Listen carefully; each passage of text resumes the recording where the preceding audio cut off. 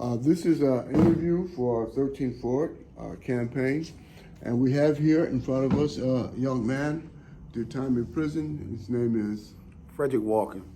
Frederick. How are you? I'm 62 years old. 62 years old, and how are you doing? I'm okay right now. Right now, you're doing fine.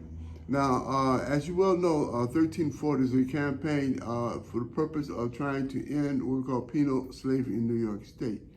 And I know that you spent some time in prison. How much time have you spent in prison? Altogether, I have 30 years in prison. I just served 19 of life. Served a 19 to life time period. And how many different prisons were you in?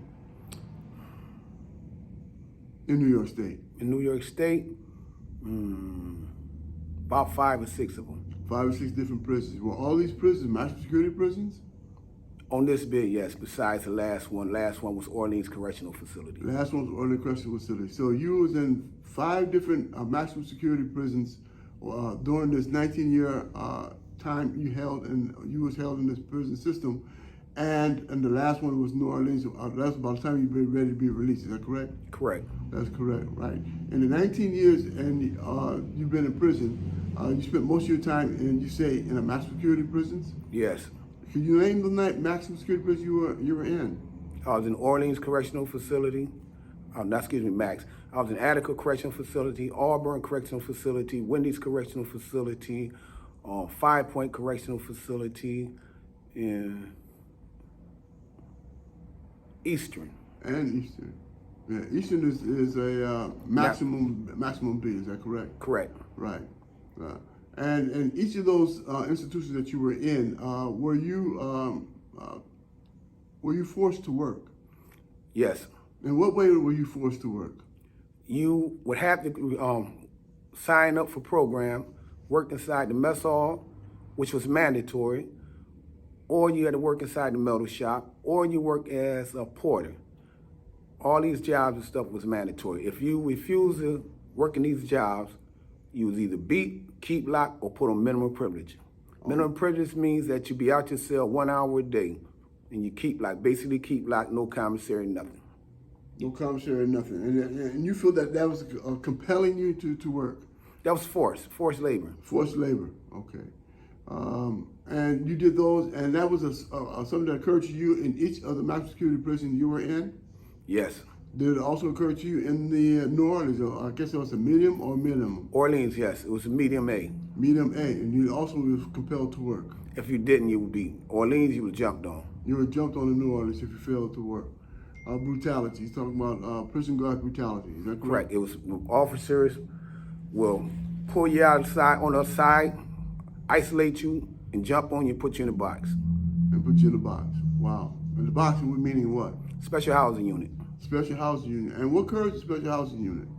Excuse me? What happens in special? What is special housing unit? Special housing unit is a punitive part of the institution that they built off of SHU 200 for inmates who refused to work or violated some laws that they have, some rules and regulations that they have. One of the rules and regulations that they have is that you must work. If you don't work, then you was put on minimum privilege, keep locked, or loss of privileges, or you was beat. Majority of the time, you was beat. You was beaten. Now, when you said minimum privileges, what does that entail? That entails 23-hour lockdown, no commissary. When you do matter of fact, you do get commissary, but you just get the basic, which means you get your soap if they didn't give it to you and stuff, deodorant, and that's it, nothing else. Nothing else. And how long would you be in minimum privileges or keep lock or put in SHU for refusing to work? I have seen individuals been on minimum privilege company for 2 years. 2 years. Refusing to work from the system exploiting their labor. Yes, it's meant to break you. And when you ask for a program after that, I've seen other individuals that beg for programs after that because they was held worse than the person who actually assaulted somebody and was put inside the SHU area. Okay. All right. So you're saying that the punishment is just as extreme or more extreme for a person who refused to work than someone who got into some kind of trouble and was sent to SHU. Absolutely. I understand. Now, you said you just spent 19 years in the prison system. So 19 years in the prison system, how much money do you think that the state made off your labor? Millions. Millions. Well, Millions. let me ask this: what were your wages in the place that you work at? You said you worked in the mess hall and in industry. Is that correct? Mess hall and industry also has a porter. Porter get paid 16 cents an hour. I worked in the mess hall. Mess hall was 20 cents an hour, and I made 30 cents an hour, 25 to 30 cents an hour inside industry. Inside industry, and all the time that you were making these pennies on a dollar, how much money do you estimate that was made from your labor by the state? Oh, it's hard to count. It's hard to even fathom. Hard to even fathom. We do recognize that the New York State penal system is a multi-million-dollar industry. Absolutely, Corecraft. Corecraft. Explain to us what is in fact Corecraft. Corecraft manufactures lockers, window guards, anything that they could sell to the state. They sell it to the fire department and the state departments, police departments. They sell their wares to them. They make clothes for the inmate. They make paper clips. They make window guards, garbage baskets. I made lockers. You made lockers. You mean file cabinets? File cabinets and lockers that you hang your clothes up in. I made them. I would put them together, and if you didn't refuse to work, if you refused to work in Attica, you was beat. You was beaten in Attica and beaten.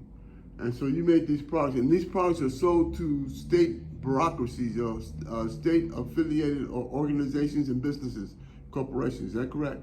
That's absolutely correct. Right, and they make millions of dollars for selling these products produced by prisoners. Is that correct? That's absolutely correct. Right. Is there anything else you'd like to tell us in regards to how Corecraft operated and or the system in itself in regards to this compelling prisoners to work? Well, it makes clear to you that slavery has never been abolished. The 13th Amendment gives them the power to re-enslave you. And that's made very clear to you. If you refuse to work, then you're beat. I remember reading in a lot of books back in slavery days, they would give you 1 penny a day, a sack of potatoes, and chewing tobacco to work. And that's basically what you're getting inside prison. If you refuse to work, then you're beat like a slave was beat. I understand. Now, in regards to your overall impression of the penal system, do you think that the guards treat the prisoners fairly, humanely? Absolutely not. Why not? Well, it's a blue code of silence. I've seen some correctional officers who should be incarcerated next to the inmate that they're in there. I have seen correctional officers do things that would shock your mind. I have seen correctional officers facilitate gang wars. I have seen them plant razors and knives and drugs inside inmate cells. They turn around and set them up so they could go to the shoe area. The shoe area is a special housing unit. And inside there and stuff, anything, everything go. I've been in there several times, and I know it's a place and stuff where the officers is held unchecked and they could do what they want to do to you. They could actually kill you there. Kill you there. You know of anyone or heard of anyone being killed in SHU? Yes. You have. Okay. Without naming names, can you share with us the circumstances as you know of that killing? I seen one person, I'm not gonna put no name to it, that they beat him to death. This was an Attica Correctional Facility.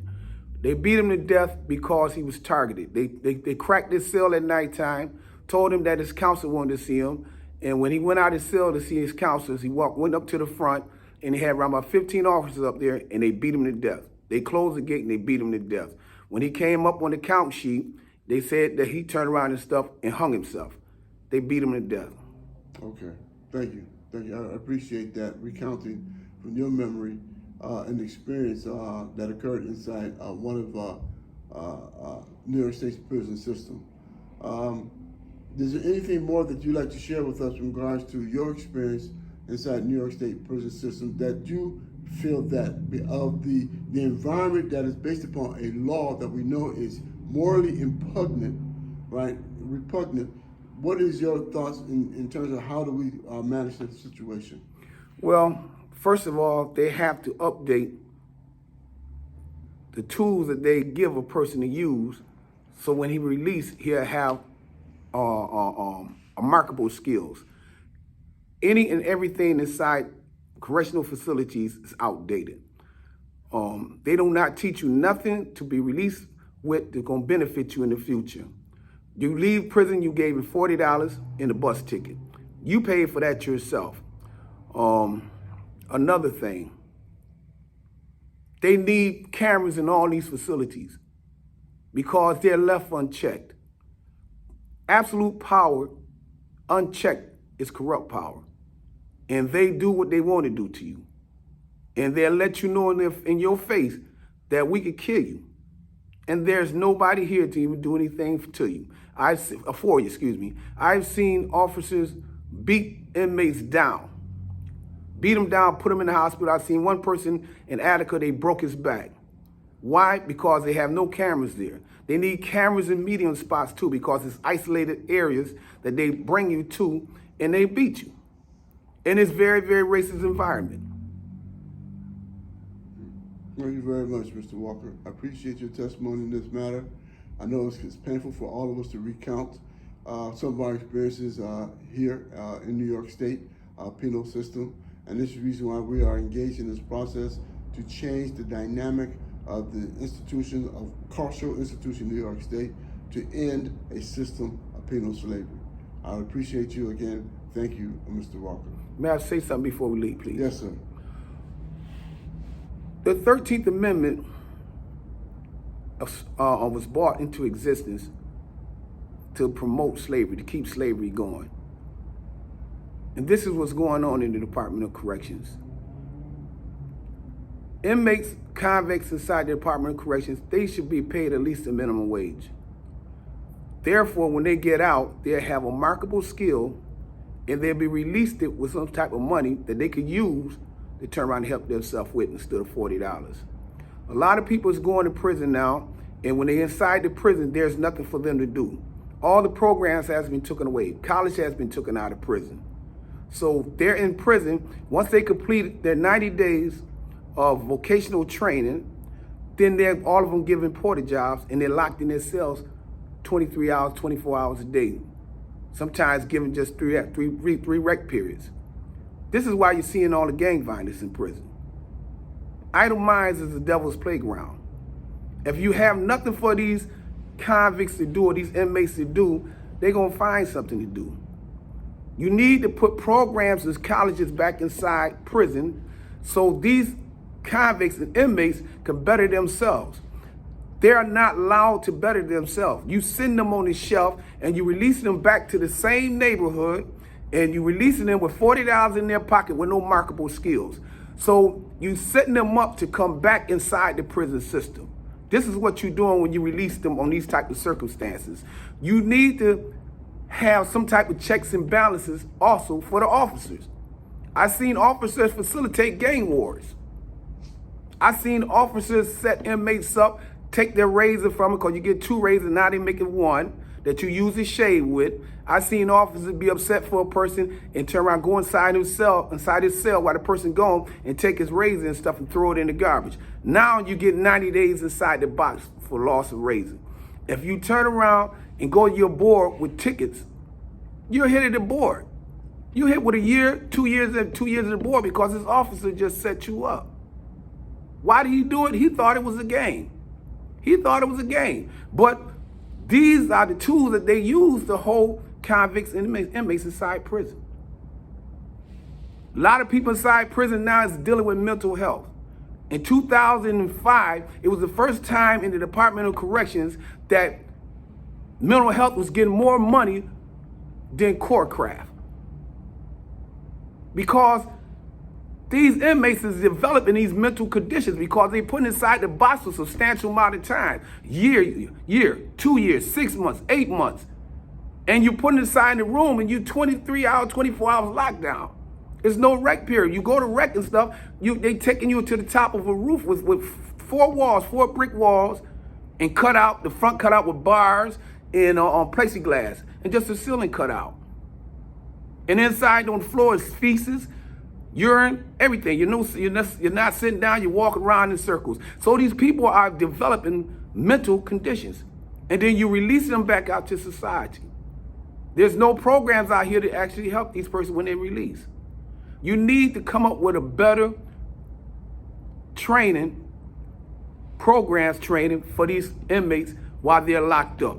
You need to pay them minimum wage, at least minimum wage. Some of them you should be even paid even more than that for the work that they're doing. Their core craft is a multi-billion-dollar business.